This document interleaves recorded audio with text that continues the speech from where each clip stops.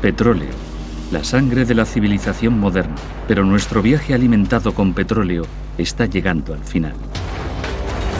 Nos dirigimos a toda prisa hacia un despeñadero. Consumimos el petróleo más rápidamente de lo que podemos extraerlo.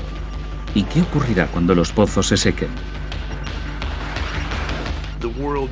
El mundo entrará en una gran recesión global.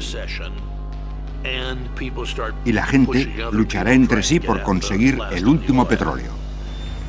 Eso provocará enseguida la última guerra que luchemos. La lucha por el petróleo podría significar el fin de la civilización. Los 4 jinetes del apocalipsis: la guerra, el hambre, la peste y la muerte.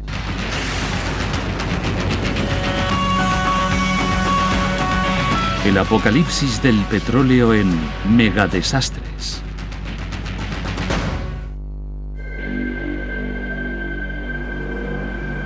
Nuestro mundo es una gigantesca máquina con miles de millones de piezas móviles y el combustible fundamental es el petróleo. En Estados Unidos, el 98% de los 300 millones de automóviles y camiones funciona con gasolina. Casi el 100% de los vehículos de las granjas utilizan diésel. El 99% de nuestros ferrocarriles también funciona con diésel y todos nuestros aviones vuelan con queroseno. Mientras haya petróleo, todo irá bien. Pero, ¿qué ocurriría si no hubiera? Los expertos nos dicen que no es cuestión de si, sino de cuándo. Siempre hemos sabido que el petróleo se agotaría tarde o temprano. No es una fuente renovable. Pero suponíamos que tardaría algunas generaciones a partir de ahora, en vida de nuestros nietos o más tarde, y que a estas alturas ya se nos habría ocurrido algo. Pero estamos a principios del siglo XXI y ya empezamos a ver signos de que hemos llegado al apogeo en la producción de petróleo. ¿Y dónde está el plan B? Dejar de planear es planear la fallida. Y hasta ahora no he visto ningún plan. Un informe emitido en febrero de 2007 por el Departamento de Cuentas del gobierno norteamericano dice que la producción de petróleo en el mundo alcanzará su máximo apogeo en las próximas décadas. Pero a pesar de este pronóstico, el gobierno federal no ha elaborado ningún plan para evitar las espantosas consecuencias. Cuando las fuentes de petróleo del mundo se agoten, podríamos enfrentarnos al racionamiento, al descontento social e incluso a la guerra. La demanda de petróleo sigue aumentando. En China e India cada vez hay más automóviles. Con la creciente demanda y la disminución de suministros habrá una crisis. La peor perspectiva es una recesión mundial. Una recesión que iría en aumento. Y la obligación de buscar una solución llevaría a los gobiernos a una acción militar.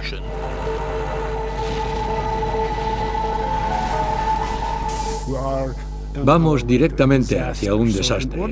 Para evitarlo, lo mejor es que nos preparemos para afrontarlo. Pero aunque todos temen el problema, se ha hecho muy poco para prepararse para lo peor. El ciudadano corriente no se siente amenazado porque siempre ha tenido lo que necesitaba. La tecnología siempre ha funcionado, sus líderes lo han solucionado de una forma u otra y cree que el futuro será como el pasado. Pero esta vez podría ser diferente. Me temo que ya es demasiado tarde y que no podremos superar este problema. Es un problema de gran magnitud. Se ha iniciado la transición de combustibles fósiles a energías alternativas y renovables. La energía solar y la eólica serían de ayuda, pero actualmente suministran menos del 1% de nuestra energía. Además, producen electricidad, no combustible para el transporte. El petróleo no solo es el combustible principal para la automoción, sino que también nos proporciona el 50% de la energía que necesitamos. Los derivados petroquímicos también son básicos para la mayoría de los productos de uso cotidiano, como plásticos, asfalto, neumáticos, poliéster, así como cosméticos y fármacos. No siempre hemos dependido del petróleo.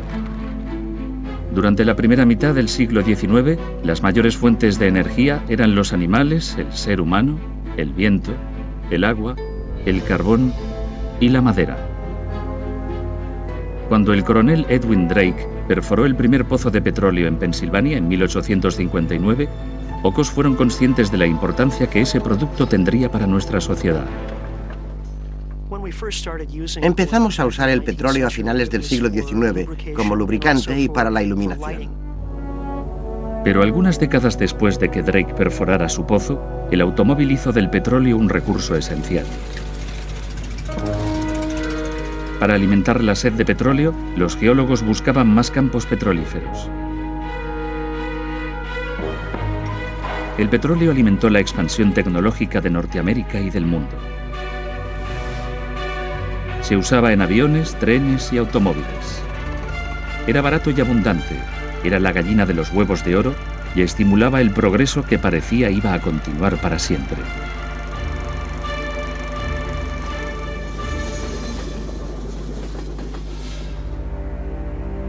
Pero en los años 50 hubo una crisis. El director y geólogo de la Shell Oil, M. King Hoover, llegó a una terrible conclusión. En 1956 hizo una predicción. El dominio de Estados Unidos en el campo del petróleo terminaría en los años 70, cuando ya no pudiéramos extraer más petróleo de los pozos. No fue muy bien aceptada en su tiempo, porque la gente pensaba que el suministro de petróleo aumentaría de forma exponencial para siempre. Y era así, porque durante los años 50 Norteamérica tenía miles de pozos de petróleo productivos, de los que se extraían 10 millones de barriles al día. Y como solo usábamos 7 millones, exportábamos los excedentes. En esa época el mundo consumía diariamente 20 millones de barriles. Y Estados Unidos suministraba la mitad del petróleo. Pero el pronóstico de Hoover fue acertado. En 1970, la producción alcanzó el máximo y empezó a decaer. Desde 1970, Estados Unidos produce menos petróleo cada año.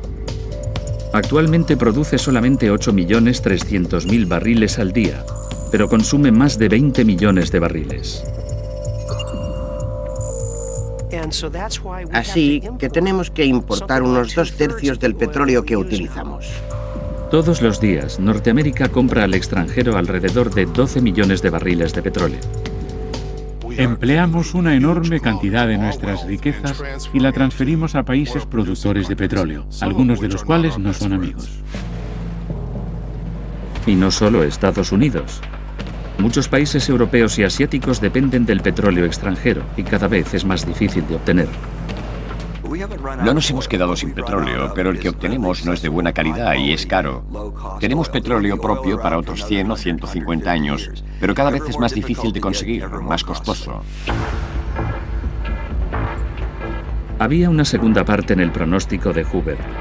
Calculó que la producción de petróleo del mundo alcanzaría el máximo a principios del siglo XXI y empezaría a disminuir paulatinamente. Algunos expertos creen que su teoría del apogeo del petróleo ya se ha confirmado. Es como el cuento del niño que dice que viene el lobo y la gente ya no le presta atención, pero al final el lobo aparece y como en el cuento será verdad y el petróleo se agotará. A pesar de todo, durante décadas ha aumentado nuestra dependencia del petróleo. Todos sabemos que el petróleo no durará siempre, pero aún así somos adictos a la infraestructura que nos rodea, a la cultura en que vivimos. La población ha dejado las ciudades y las zonas rurales. Ha habido un enorme crecimiento económico en los suburbios y el coche se utiliza para todo. Para ir a trabajar, a comprar, al colegio. El automóvil forma parte de la vida de la gente y particularmente los grandes todoterreno que son rápidos, cómodos y más seguros. Y ahora que China, India y otros países en vías de desarrollo se industrializan rápidamente, está apareciendo allí una sociedad consumidora de energía.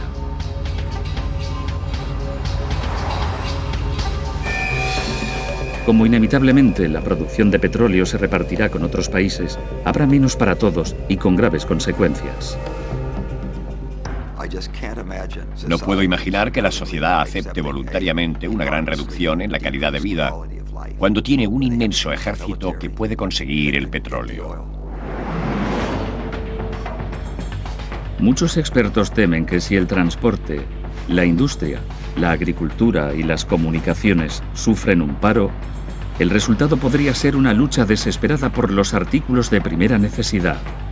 Región contra región, nación contra nación.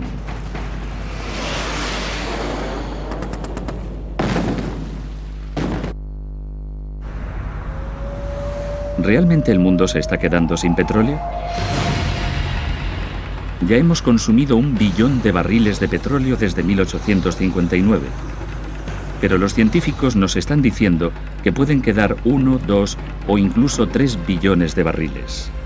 ¿Deberíamos preocuparnos? Los 3 billones que quedan no durarán tanto como el billón que ya hemos consumido. Porque nuestro porcentaje de consumo se está acelerando. Estamos agotando esas enormes existencias más deprisa que nunca. El máximo apogeo del petróleo es un tema grave del siglo XXI, pero lo supera el calentamiento del planeta, porque ese es un problema en el que nos estamos centrando ahora, porque lo tenemos aquí, lo padecemos ya. Aunque no sabemos la fecha exacta en que acabará el mundo que conocemos, ese día llegará. Por eso, la búsqueda de petróleo es una cuestión de supervivencia.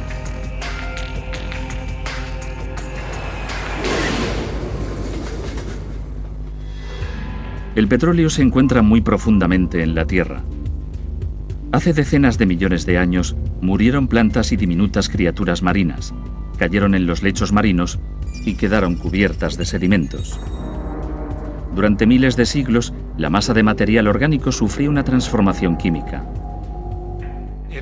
Si llega a la temperatura adecuada, se convierte en petróleo. Si el petróleo queda atrapado entre las capas sedimentarias y una capa de roca, se forma un depósito. El petróleo es más ligero que el agua. Flota y necesitamos que algo impida que ese petróleo aflore a la superficie y se evapore de forma natural. En los primeros tiempos de la explotación petrolífera, los ingenieros perforaban pozos en las zonas donde el petróleo se filtraba y salía fuera de la tierra. Gradualmente, los geólogos fueron entendiendo mejor cómo se había formado el petróleo y, por lo tanto, dónde buscarlo. Y empezaron a aplicar nuevas tecnologías. Durante los años 30, los geofísicos que buscan depósitos de petróleo han utilizado ondas sísmicas para estudiar el terreno bajo la superficie. Es similar a la tecnología médica de ultrasonidos. Envían ondas de sonido al interior de la Tierra y miden la forma en que rebota el sonido. Aunque esta tecnología ayuda, la exploración petrolífera sigue siendo una apuesta. Si el pozo es productivo, el petróleo crudo va a la refinería, donde se modifica para hacer gasolina, diésel, combustible para aviación y otros productos. Pero encontrar petróleo y extraerlo del subsuelo es solo la mitad del reto. También hay que llegar al petróleo. El gran problema es si tendremos acceso a los campos petrolíferos. Si las compañías estadounidenses y el mundo desarrollado, nuestros aliados, tendrán acceso a los campos petrolíferos. Arabia Saudita produce diariamente más de 10 millones de barriles de petróleo. Y como solo consume parte de lo que produce, es el líder mundial en la exportación de crudo. Arabia Saudita es la más influyente, es irreemplazable. Es como el Banco Central. Si se cerrara, fallaría todo el sistema mundial de energía. Algunos expertos, incluyendo al inversionista en energías de Houston, Matthew Simmons, creen que Arabia Saudita ya ha llegado al apogeo en la producción de petróleo y que no puede mantener su actual porcentaje de exportaciones. Basándose en las investigaciones para escribir su libro Crepúsculo en el desierto, afirma que Arabia Saudita ha aumentado sus reservas de petróleo de 160 a 260.000 millones de barriles. Tienen cantidades inmensas de petróleo. Pero igual que cuando usas la pasta de dientes y tienes medio tubo, empieza a ser más difícil sacar la que queda y desperdicias mucha de la que aún queda porque no vale la pena el esfuerzo. Eso es lo que ocurre con el petróleo de buena calidad. De los pozos convencionales solo se puede extraer un tercio del petróleo que contienen.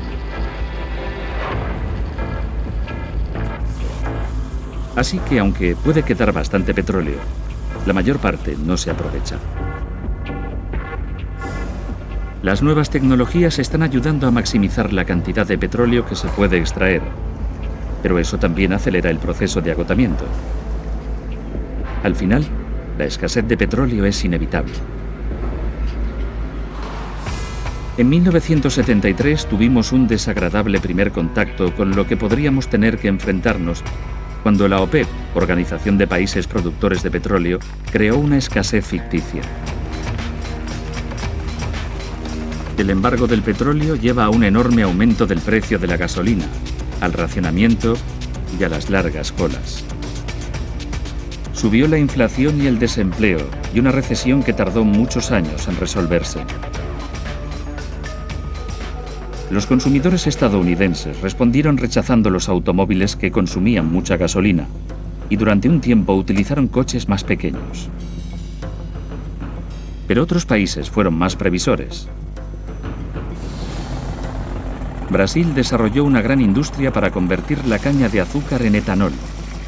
Hoy, la mayoría de los 3 millones de automóviles de Brasil funcionan con etanol o gasool, un combustible mixto.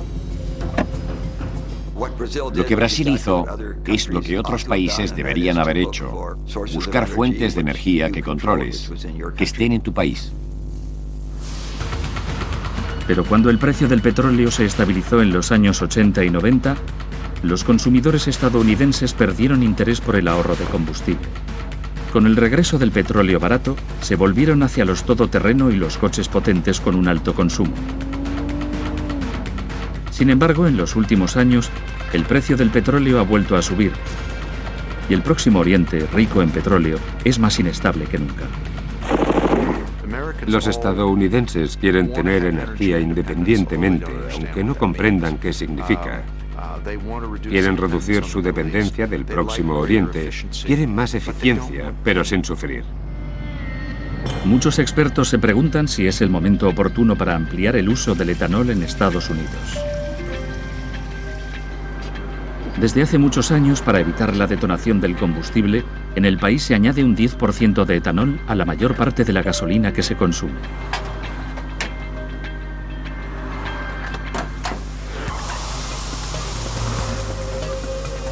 El etanol, que es una versión enriquecida del alcohol, se consigue fermentando cualquier sustancia orgánica como caña de azúcar, cereales, maíz o incluso hierbas y basura. En Estados Unidos la mayor parte se obtiene del maíz. Producir etanol es relativamente fácil, pero tiene algunos inconvenientes. La elaboración no es barata y podría llegar a causar escasez de alimentos. El Laboratorio Nacional de Energías Renovables de Golden, Colorado, está estudiando la forma de hacer etanol más barato como alternativa viable a la gasolina. Nuestros análisis demuestran que el precio del litro, que ahora es de 90 céntimos, podría llegar a los 55 céntimos. Las investigaciones que hacemos en estas instalaciones son para mejorar la fermentación y los otros procesos y reducir en lo posible el coste de producción de ese combustible. Pero como el etanol requiere mucha energía para su obtención y causa contaminación, muchos expertos lo ven como una solución temporal para nuestros problemas de energía. Con la situación actual de las cosas, estamos estudiando el uso del etanol, pero es una mala solución. Es un producto realmente malo, así que hay que borrarlo de la lista. La esperanza es poder desarrollar otras energías alternativas antes de que nuestro mundo se venga abajo.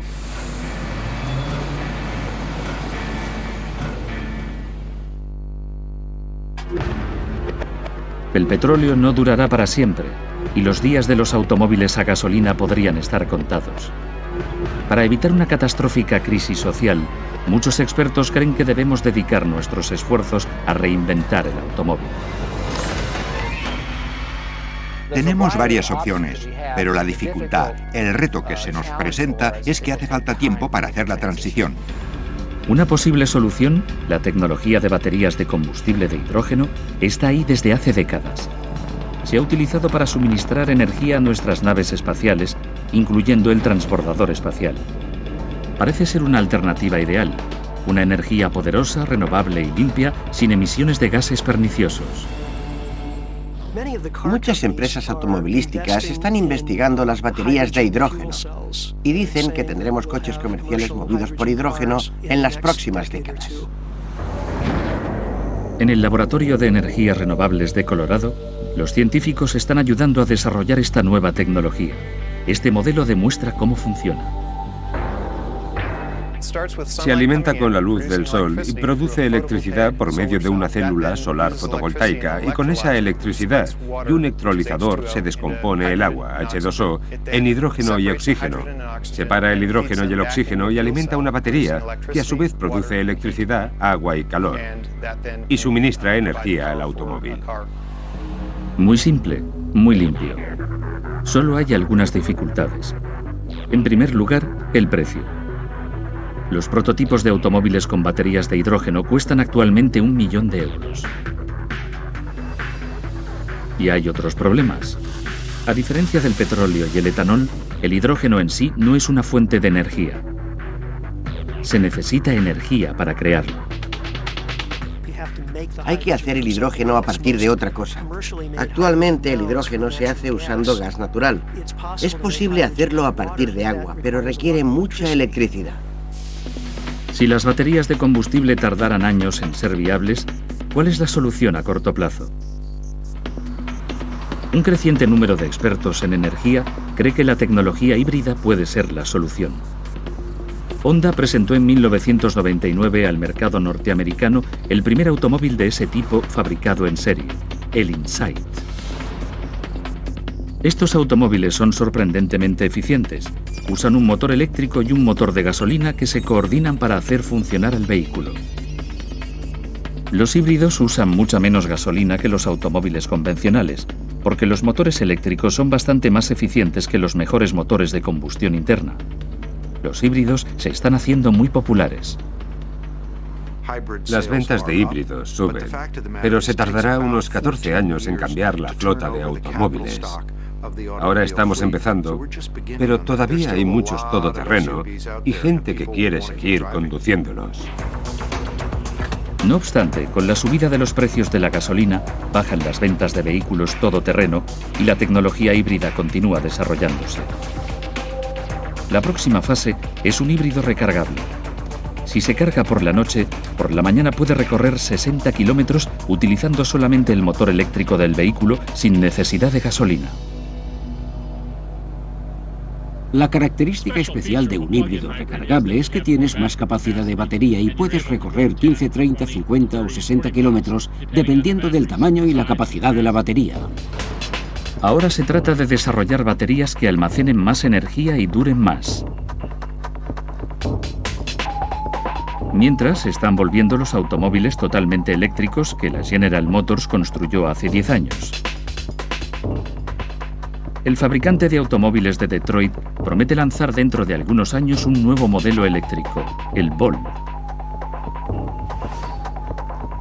Aunque puede parecer una buena noticia, si se considera detenidamente, es evidente que cualquier tipo de auto eléctrico presenta una nueva serie de inconvenientes. Necesitaríamos más electricidad, y la fuente más probable es, por supuesto, el carbón, con el que fabricamos la mayor parte de la electricidad. Desgraciadamente, las centrales hidroeléctricas alimentadas con carbón generan una gran cantidad de dióxido de carbono y mercurio que van a parar a la atmósfera y son causantes del cambio climático. Pero el desarrollo de nuevas tecnologías puede ser la solución. Hay varias formas de manejar ese dióxido de carbono. En una planta grande no es muy difícil recuperar el dióxido de carbono. Es costoso, pero no difícil. En lugar de que el dióxido de carbono se libere en la atmósfera, se puede conducir por tuberías a cierta profundidad bajo tierra y almacenarlo permanentemente. Los expertos esperan que la combustión del carbón sea limpia. La tecnología del carbón limpio será uno de los pilares a largo plazo, la política de energía nacional. Incluso la energía nuclear, con el potencial peligro del fallo de los reactores y los residuos radiactivos que duran miles de años, está siendo reconsiderada para la expansión. Actualmente proporciona una quinta parte de la energía que consume Norteamérica y tiene una importante ventaja. La energía nuclear es una de las pocas opciones que tenemos y ofrece los medios para obtener electricidad sin emisiones de dióxido de carbono y otros gases de efecto invernadero. Los recursos más extendidos y más limpios de los que disponemos son la energía solar y la eólica. Los científicos trabajan para conseguir un avance en la tecnología de las energías alternativas. El propósito de este laboratorio es hallar y reunir las múltiples formas de hacer diferentes clases de baterías solares para que sean más eficientes y reducir su coste. Pero pasarán años antes de que la energía solar y la eólica puedan reemplazar al carbón y suministrar electricidad a los vehículos eléctricos. Lo cierto es que nunca podremos desconectar una cosa y conectar otra. Y eso es un gran mito en el que creen los estadounidenses. Necesitamos un programa de protección del medio ambiente muy agresivo para ganar tiempo y conseguir esa nueva energía. ¿Cuáles son los mayores riesgos para el futuro? La conservación es casi siempre más barata y más rápida de aplicar que la investigación de las fuentes de energía o el aumento de producción de las energías alternativas. Pero la conservación de energía requeriría un cambio drástico del estilo de vida dependiente del petróleo y otros combustibles fósiles. Vivimos como dioses. La energía que usamos nos permite una increíble calidad de vida y, por supuesto, el mayor reto es ¿qué podemos hacer para mantener la calidad de vida que tenemos ahora? Irónicamente, el alto precio de la gasolina puede estar ayudando a motivar la protección del medio ambiente y la innovación. Si los precios son altos, las empresas, los gobiernos y la gente estarán más motivados para invertir en la búsqueda de fuentes de energía. De hecho, el alto precio del petróleo es uno de los factores más importantes para conseguir que esas tecnologías alternativas entren en el mercado más rápidamente. ¿Cuál es la mejor solución? No hay una mejor solución. Es una selección de soluciones, una combinación. Se puede hacer una transición cómoda ahora o una transición difícil después. Es factible. Se puede mantener un buen estilo de vida. Ya no podremos seguir conduciendo esos grandes todoterreno. Pero eso llegará tarde o temprano. Por el momento, el automóvil movido por gasolina es una bestia con un apetito ilimitado. Para continuar alimentándolo, las compañías petroleras tendrán que hacer todo lo posible por encontrar nuevas fuentes de suministro. Si lo consiguen, ganaremos tiempo para desarrollar las energías alternativas antes de que sea demasiado tarde.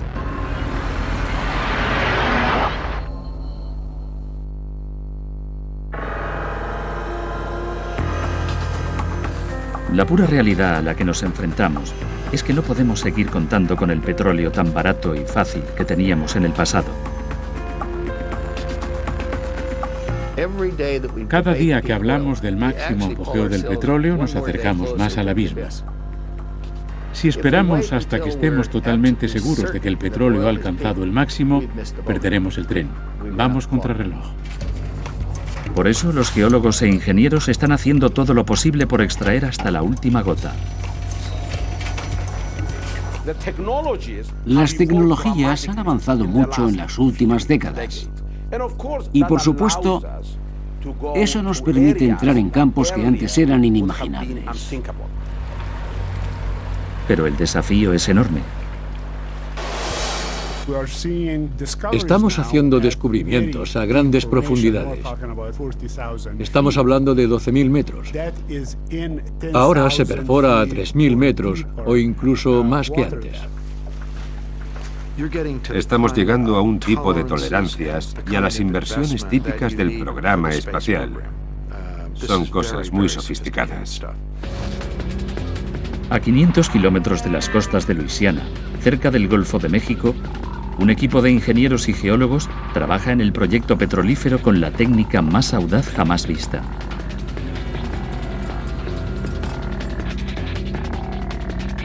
Devon Energy, una compañía de exploración y desarrollo de combustibles fósiles, está usando una avanzada técnica científica para perforar en aguas profundas. El objetivo es extraer el petróleo que está a 8.000 metros bajo el lecho oceánico. Encontrar y explotar las reservas es fundamental para Estados Unidos. Queremos ser cada vez menos dependientes del petróleo y el gas extranjero. Todavía tenemos muchas aguas profundas y horizontes inexplorados dentro de las fronteras de Estados Unidos, y las aguas profundas del Golfo de México son una de las más interesantes. La exploración de cada pozo cuesta 100 millones de euros. El proceso es enormemente difícil, costoso y peligroso, y los riesgos nunca han sido tan altos.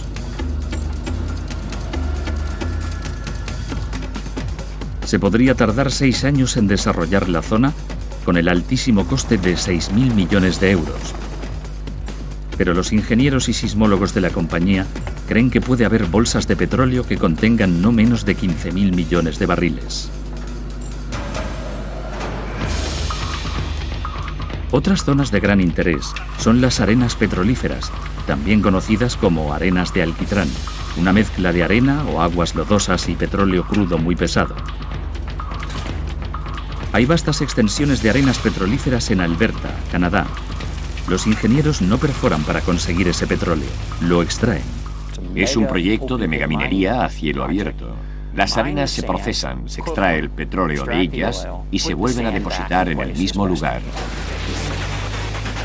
Debido en parte a la extracción de arenas petrolíferas, Canadá ha aumentado la producción en los últimos años. Se ha convertido en el primer proveedor del petróleo que importa a Estados Unidos por delante de Arabia Saudita. Pero esta fuente de petróleo también tiene sus desventajas. No es fácil, es sucio, costoso y perjudicial para el medio ambiente. Tampoco es una ganga. Otro proveedor muy importante, Venezuela, tiene enormes depósitos de aceite pesado. Exporta cerca de 2.200.000 barriles diariamente, aunque está considerado inferior al petróleo de Oriente Próximo.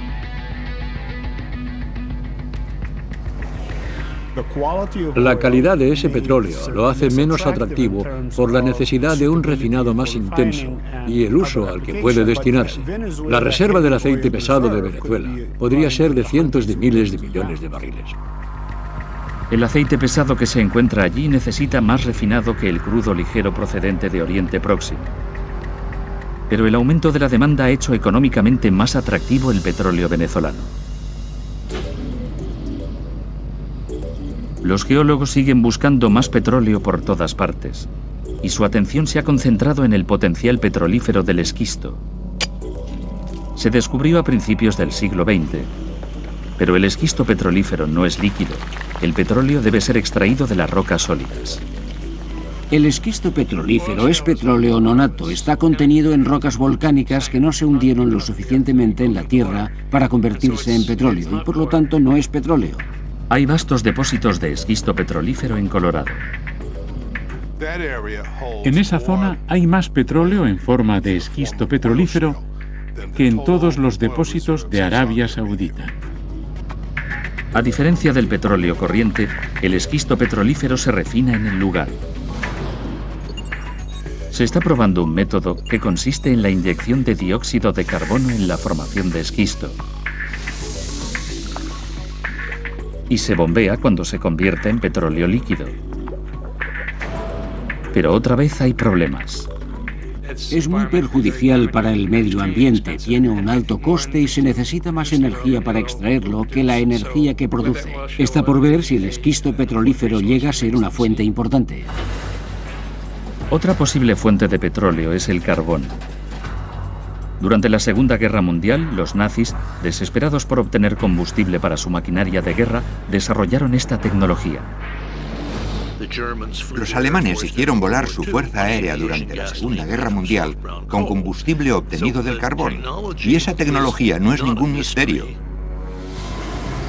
Tenemos grandes suministros de carbón. Somos la Arabia Saudita del carbón de todo el mundo. Tenemos enormes reservas y la tecnología necesaria para convertir ese carbón en diésel y gasolina de buena calidad. Pero convertir el carbón en petróleo es otra solución a corto plazo, porque es caro, contamina y no nos libera de la dependencia de los combustibles fósiles. No es posible cambiar a una de esas fuentes de energía por lo elevado de los costes y sus consecuencias desconocidas. Pero los tiempos difíciles podrían requerir drásticas soluciones. Ya es demasiado tarde para tomárnoslo con calma. En otras palabras, no podemos esperar hacer la transición de la sociedad actual a una sociedad sostenible sin ningún coste y sin sufrir algunas penalidades. Pero si ignoramos la realidad, los expertos temen que el precio de nuestra pasividad nos conduzca a una guerra por el petróleo.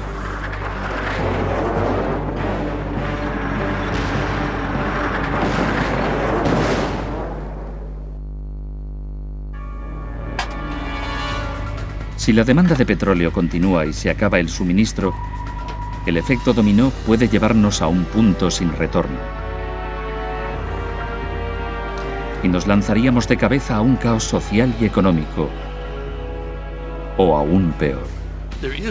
No hay un plan B viable, y la alternativa al plan B es el plan C, una recesión mundial peor que la Gran Depresión de 1930, los 4 jinetes del apocalipsis, la guerra, el hambre, la peste y la muerte. Según los estudios de un creciente grupo de expertos en energía, lo siguiente podría ser nuestro destino en un futuro cercano.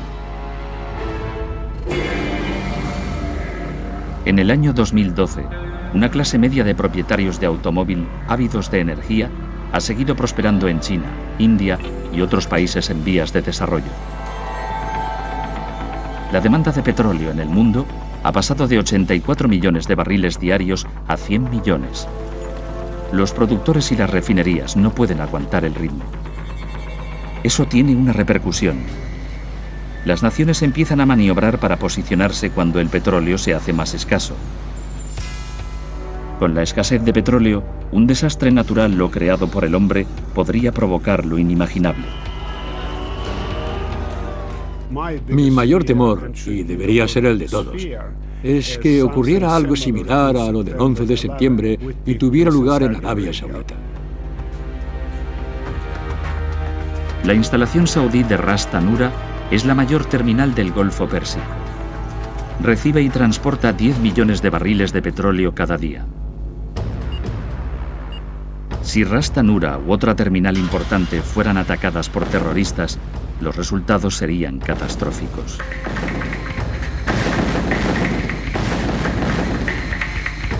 Incluso bajo condiciones normales, este tipo de instalaciones son muy peligrosas.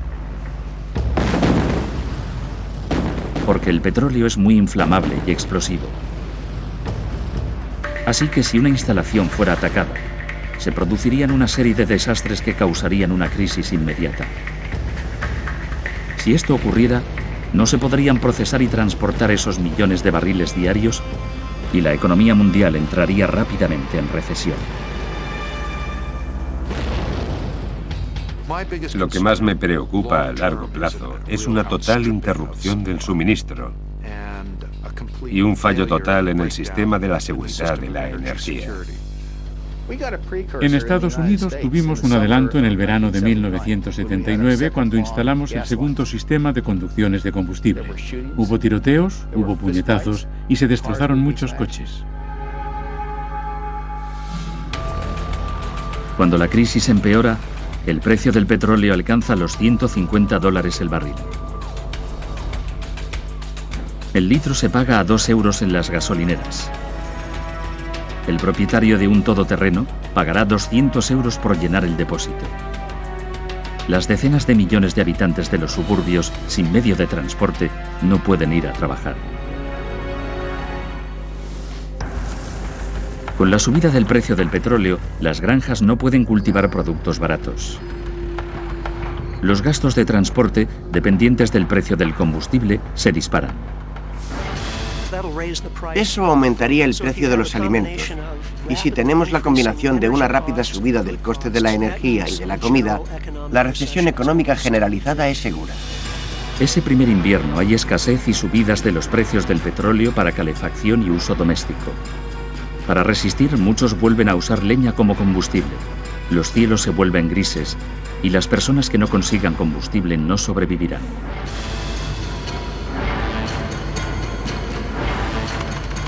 Con tantos productos dependientes del petróleo, tanto para la fabricación como para el transporte, el precio de los artículos de primera necesidad se pone por las nubes.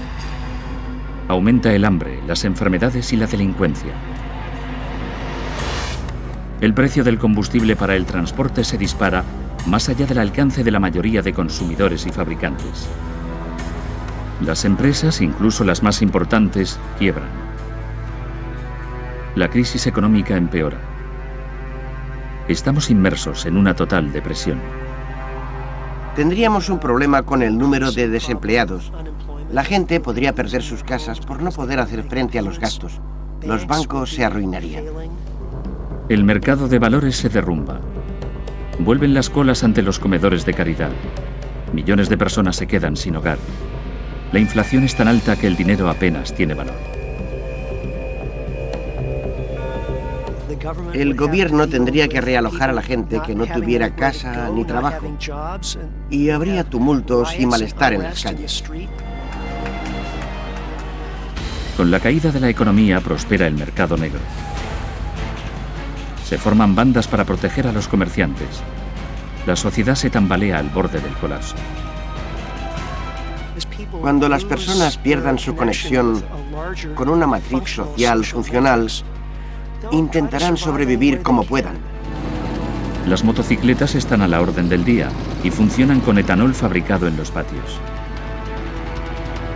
Es el mundo de Mad Max en el que la gente elabora sus propias estrategias para sobrevivir. Para salvar a sus desesperados países, los gobiernos consideran la intervención armada. Estados Unidos y China han anunciado que no aceptarán que el mundo les niegue el suministro de petróleo, porque el petróleo es vital para sus economías. Y en el mundo se han librado muchas guerras por menos que eso. Si las naciones extranjeras invaden Oriente Próximo para llegar a los campos, podrían enfrentarse a armas nucleares que las naciones productoras de petróleo han conseguido para defender lo que les queda.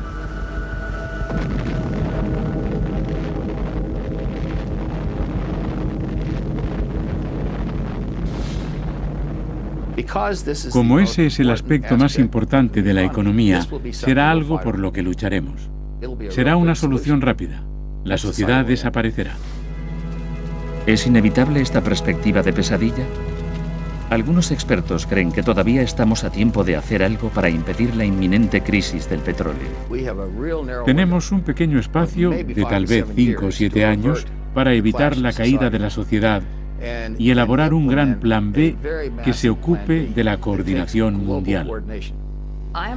Yo creo firmemente que cada individuo puede hacer cambiar las cosas y que la protección del medio ambiente es por lo menos la mitad de la ecuación en el futuro.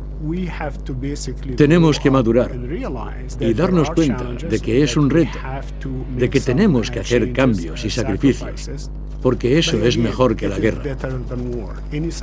Cualquier sacrificio que hagamos y los inconvenientes que tengamos que sufrir son mejor que la pérdida de vidas humanas.